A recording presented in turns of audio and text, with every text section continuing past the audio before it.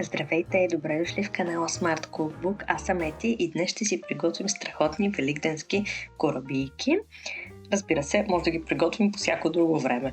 Разбивам 2 яйца, като от яйцата ще отделя ето така съвсем малко 2-3 супени лъжици от разбитото яйце, с което после ще намажем корабийките. Ето виждате, наистина ни трябва едно много малко количество. И продължаваме с добавянето на останалите продукти.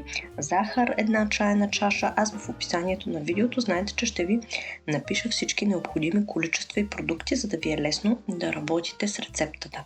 Слагам олио, половин чайна чаша и разбъркваме добре. Ако решите, може да използвате и миксер, но аз смятам, че и с тълта е напълно достатъчно. Добавяме киселото мляко 1 чаша.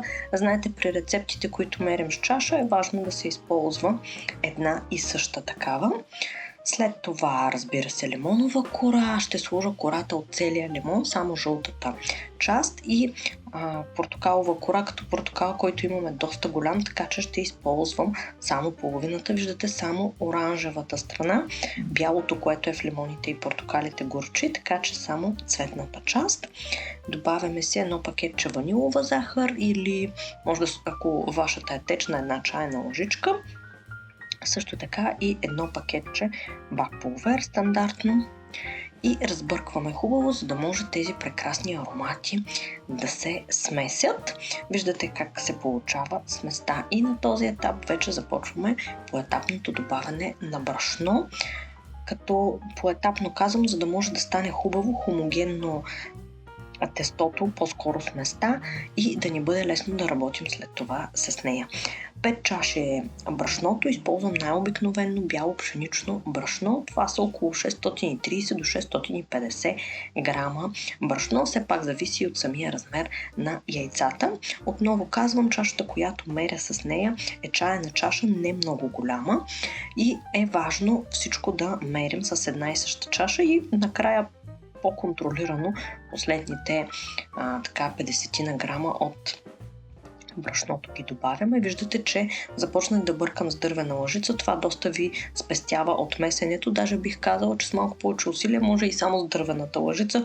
Дори може и да не месите с ръце тестото, но на мен ето така ми е по-лесно в самата купа. Буквално 2-3 пъти да го преметнем, за да може да стане хубаво, гладко, хомогенно.